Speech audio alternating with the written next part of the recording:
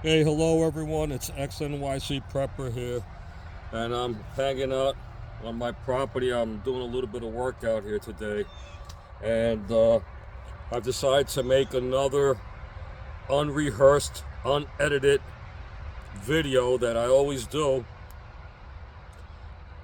and I have no idea and what I'm saying on this video. In other words, I didn't prepare for anything. I just went on, and whatever I decide to talk about, I'm going to talk about. And in this case, it's self-defense. I've thought about it already. See how fast I am? Let's talk about what I want to call one of the most important aspects of self-defense, or I rather call it self-offense. Okay? Because I don't like that term self-defense as much as I like the term self-offense. And self-offense means that when you're in danger, okay, there's a window of opportunity for you to be able to attack your danger before it attacks you. Okay? So, if you're one of those people, one of them guys who is, you get into an argument with somebody and they're up in your face and they're like, yo, man, what's up, bro? What's up, man? Come on, what up, yo? What? And you push them away, and now you have more distance against each other, and you're there with that talking. You know, that's really bad. Let me put my cane down, my baby. And right there. Yeah, that's really bad. You can't do that, guys. All right? There's a real short window of opportunity, and in a interaction like that against a person who wants to attack you, it may be only one, and you have to take advantage of that window of opportunity the moment it appears in front of you. So if a person's coming up to you in a threatening manner and you feel like they're gonna hit you, they're coming towards you. You're not walking towards them. They're coming up to you. Once they get within your reach, you have the right to defend yourself, which means you have the right to strike first.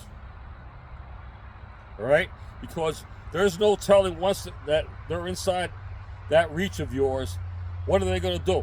They're going to attack you at that moment. So you got to get there first. Why would you let them hit you first? Why would you let them attack you first? You don't do that.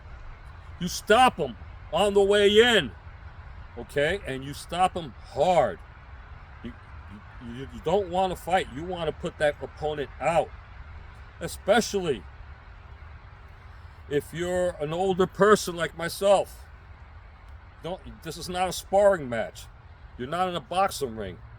Right? Especially if you're a woman, especially if you're a smaller person, especially if you're weaker, okay? You need to go for the vulnerable areas of the body. That means you got to go for the eyes, all right? That means you got to go for that throat. You got to go for the groin. You know, you got to, there's a lot of things you can go for the knees, for the joints.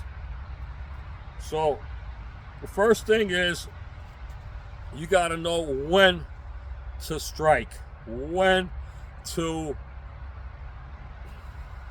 not defend yourself, but offend yourself. This is self-offensive. Instead of self-defense, it's self-offense. Okay? So the moment they come in within your reach and he's there in your face and he's doing this, he's doing that, that's the moment when he puts his hands out like that in front of you. You take that hand, push it right into his face again, and then from there you can attack. Okay? He's here and he's got his hands out. I take his hand, push it right into his face, right to the neck, right to the groin. So that's when. You don't wait for that opponent to hit you first. Okay? And I know to some of you this may sound like it's unfair. Well, you know what? There's nothing fair in a street fight. Remember, he approached you. You weren't stupid. You didn't get out of your car and ran up to him. If you did that, then you deserve to get your ass kicked. But if he's the assailant, he's the aggressor, and he's coming towards you, the moment he comes within your reach, expect that he's going to pull a knife out, a gun out, okay, and attack you. And you don't want that person that close to you to be able to strike at you first, okay? Most of the times, the person who strikes first is the person who wins. So that has to be you.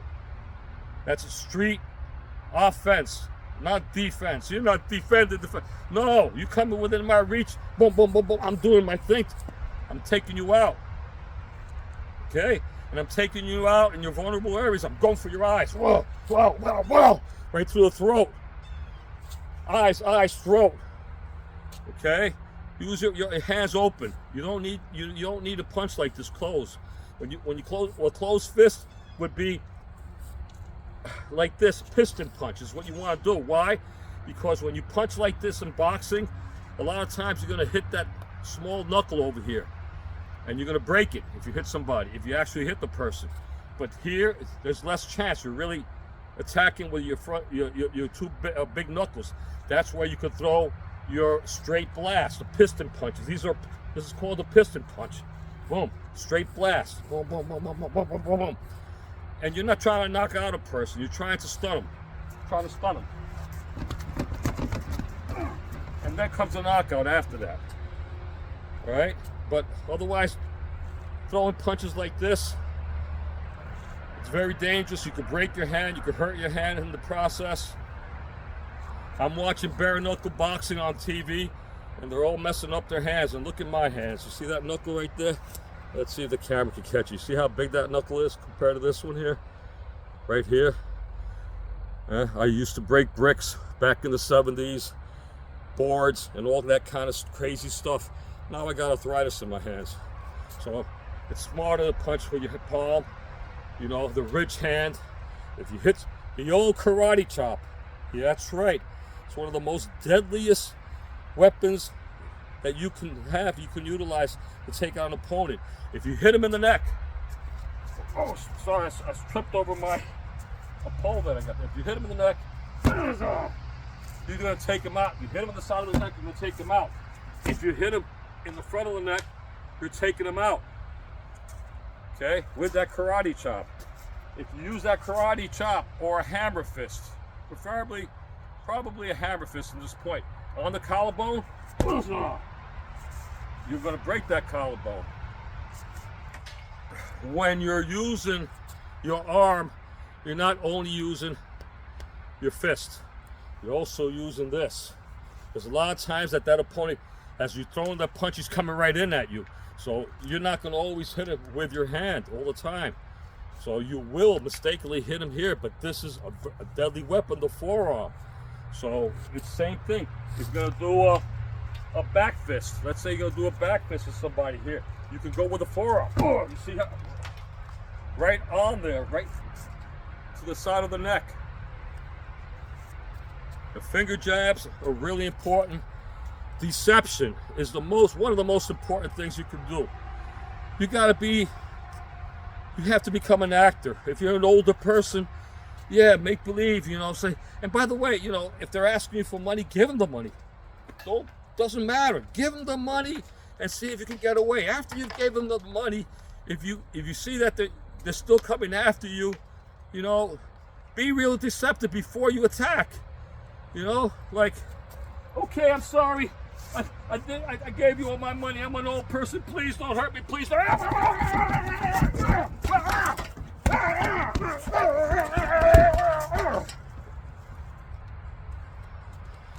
And it's like a cane. When somebody's walking the street with a cane, to some people, or to most people, it's a sign of disability. But to a predator, to a bad person, it's a sign of weakness. And when a predator sees, smells, or hears weakness, like a fox, like a coyote. They see a rabbit that's dying, they're gonna attack it. Okay, so you use that false deception of weakness as your strength. So yeah, they're coming after you. You got your cane. You know what I'm saying? They think you're an old man. Make yourself even older once they get close to you. Okay? Okay, young man. I'm sorry. I have no money. I'm an old man. Please don't hurt me, okay? Please don't hurt me. And while you're talking, and he's like, well, blah, blah, blah, blah, blah. Boom! Boom! That's when you attack him. All right? So you have to use that deception, you know, this deception of weakness, of being disabled, to your advantage. You have to react. You only have a small window of opportunity. You want to hit that person first once you can, once they're in your reach. You want to distract them by thinking that you're afraid and you're weak, and you've already given them money, and you just don't want to get hurt, whatever. And at that same time, you're going to surprise them with that vicious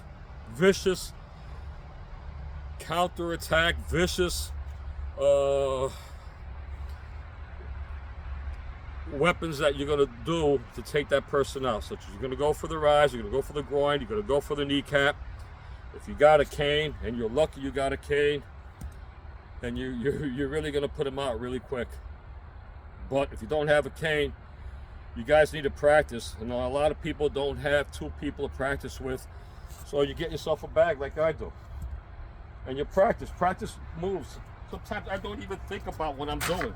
I'm practicing. I'm in between, always expecting somebody behind you. That's why when I practice, I'm between two bags. There's always going to be somebody behind you. So, you know, practice your move, whatever you're going to do. Hey, take it easy, please. Boom. See that? At the same time. Boom. Boom, boom, boom. And you just need to practice. You need to hit things. So, okay? You want to hit the bag. You want to do a straight blast, piston punch.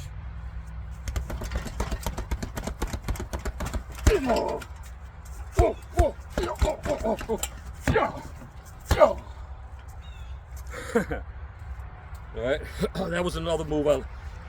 It's a fancy move that I think actually will work, because the spinning back fist is a surprise attack that comes from an angle that's actually hard to see until it's already up on you.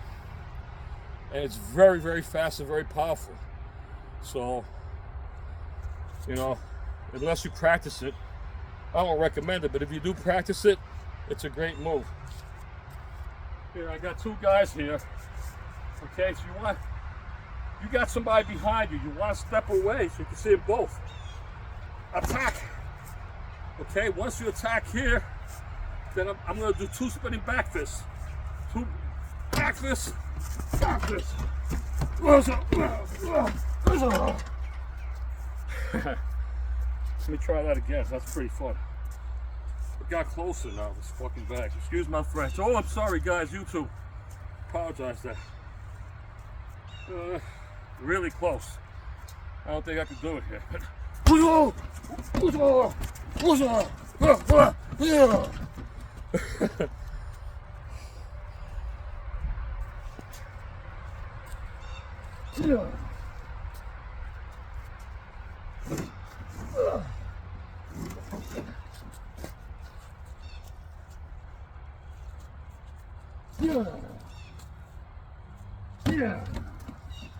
That's a tiger claw. Tiger claw is very deadly. All right, you're hitting with the palm of your hand into the nose, and at the same time you're clawing his eyes. So it's sort of like this, or well, you can raise a person's chin up really easily by palm striking him in the chin, and follow me through with a knife strike. That's as old as the mountains. Everybody knows that. But it's very deadly. Very deadly. You palm strike him and come chop him in the neck. Follow up with another one. Your hands open. And, yep. Gotta practice, guys. I'm not the greatest in the whole world. I'm in my 60s. But I'll tell you what, I'll put up a fight. Because I practice, that's why.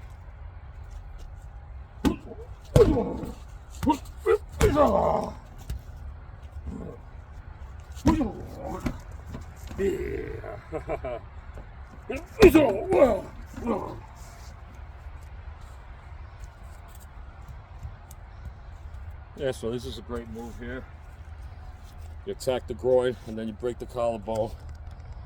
I've showed this many times before.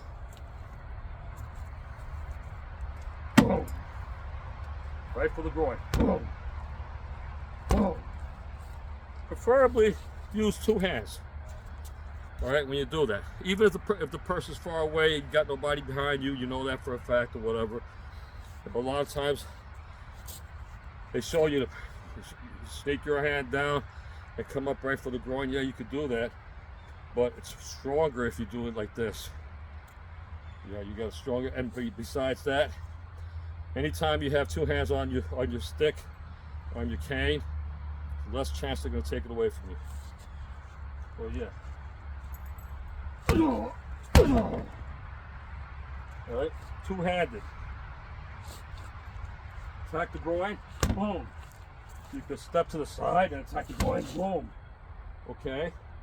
As they're coming into you, follow through with a shot. Follow through again. Try that, I like that. Here we go.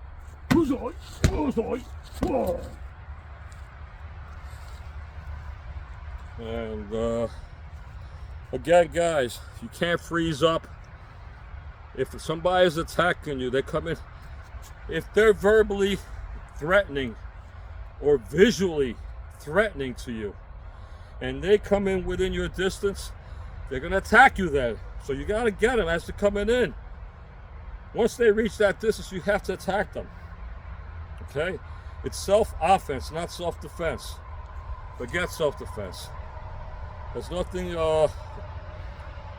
nothing legal in the streets when it comes to fighting your way and getting back home. All right? Everything counts. If you have a weapon, use your weapon.